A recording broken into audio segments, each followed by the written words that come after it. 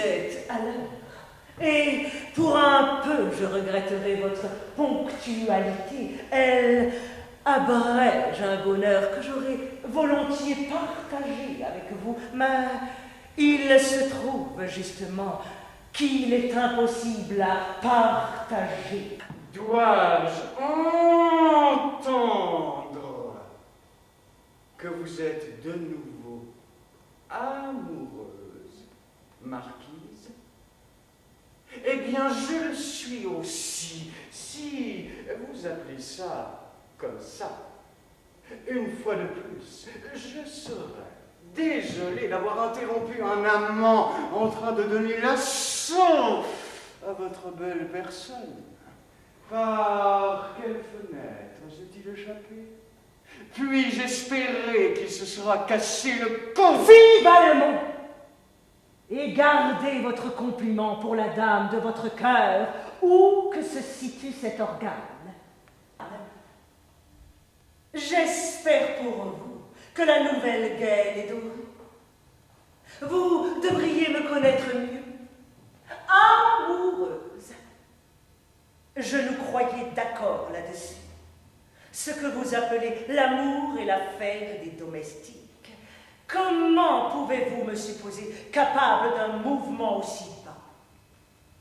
Le bonheur suprême est le bonheur des animaux, assez rare qui nous tombe du ciel. Vous me l'avez fait éprouver de temps en temps, quand il me plaisait encore de vous utiliser. À cela, Valmont, et j'espère que vous ne repartiez pas les mains vides. Qui est l'heureuse élue du moment, ou peut-on déjà dire la malheureuse? C'est la Tourvel. Quant à celui qu'il vous est impossible de partager. Jaloux, vous, Valmont, quelle rechute! Je vous comprendrai si vous le connaissiez. D'ailleurs, je suis sûre que vous l'avez rencontré, un bel homme, bien qu'il ne soit pas si différent de vous. Les oiseaux migrateurs sont pris eux aussi dans les filets de l'habitude, même quand leur vol se déploie sur des continents. La Tourvel est une insulte!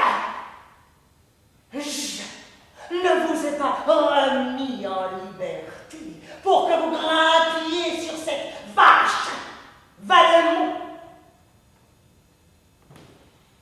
Je comprendrai que vous vous intéressiez à la petite volange, légume tout frais sorti de la serre des courants, ma nièce virginale, mais la Tourvel.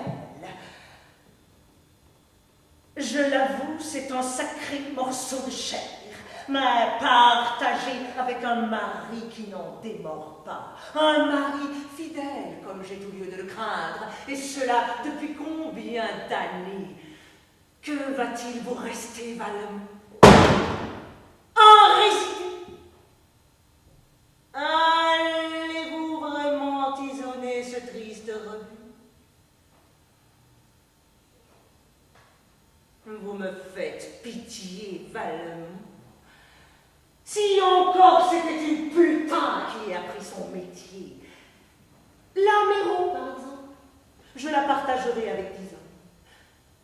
Mais la seule dame de la haute société, qui soit encore assez perverse pour se complaire dans le mariage, une bigote aux genoux rougis par les prie-dieu et aux doigts enflés à force de se tordre les doigts devant son confesseur. Ces mains-là n'agrippent pas d'appareil génital sans la bénédiction de l'Église. Soyez un bon chien, Valmont, et prenez la trace tant qu'elle est fraîche. Un peu de genèse en votre vie, puisque le miroir ne vous en renvoie plus. Pourquoi lever la patte devant un tronc d'église? À moins que vous en soyez à mendier l'aumône du mariage.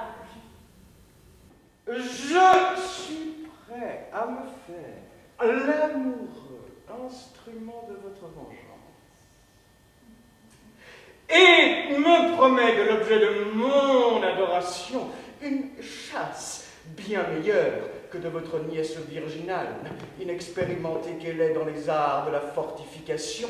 Qu'aura-t-elle appris dans son couvent, à part le jeûne et un peu de masturbation pieuse avec le crucifix? Passer les frimas des prières enfantines.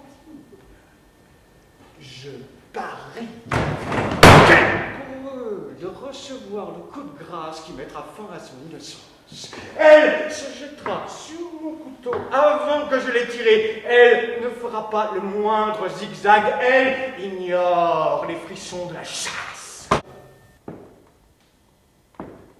Je hais les choses passées. Le changement les accumule. Considérez la croissance de nos ongles. Nous continuons à germer dans notre cercueil. Et imaginez qu'il nous faille habiter avec les déchets de nos années. Des pyramides de saleté jusqu'à ce que soit arraché le ruban de la ligne d'arrivée ou dans les déjections de nos corps. Avons-nous un cœur, marquise, quand on en contemple la destruction? On voit la parade des jeunes culs rappeler quotidiennement que nous sommes éphémères. On ne peut pas tous les avoir, n'est-ce pas?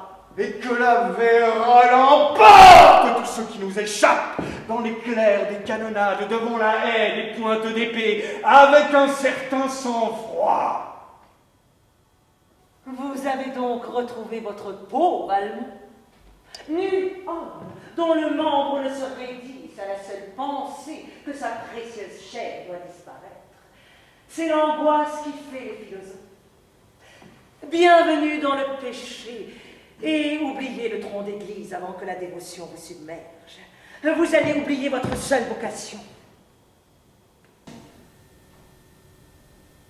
Qu'avez-vous appris, si ce n'est à manœuvrer votre queue dans un trou, en tout point semblable à celui dont vous êtes issu, avec toujours le même résultat, plus ou moins divertissant, et toujours dans l'illusion que l'applaudissement des muqueuses d'autrui va à votre seule personne, que les cris de jouissance vous sont adressés à vous alors que vous n'êtes que le véhicule inanimé de la jouissance de la femme qui vous utilise, indifférent et tout à fait interchangeable, bouffon dérisoire de sa création.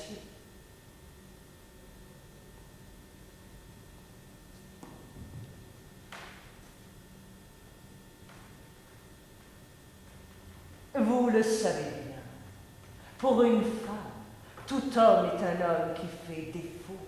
Et vous savez également ceci, Valmont. Bien assez tôt, le destin vous enjoindra de n'être même plus cela. Un homme qui fait défaut. Ô fossoyeur de trouver ensuite sa satisfaction. Quelle nuit que la bestialité de notre conversation. Chaque mot ouvre une blessure.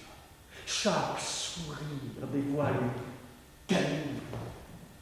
Nous devrions faire jouer nos rôles par des tirs. Encore une morsure. Encore un coup de griffe. L'art dramatique des bêtes féroces. La vertu est une maladie infectieuse. Qu'est-ce que c'est notre âme? Un muscle ou une muqueuse? Ce que je crains, c'est la nuit.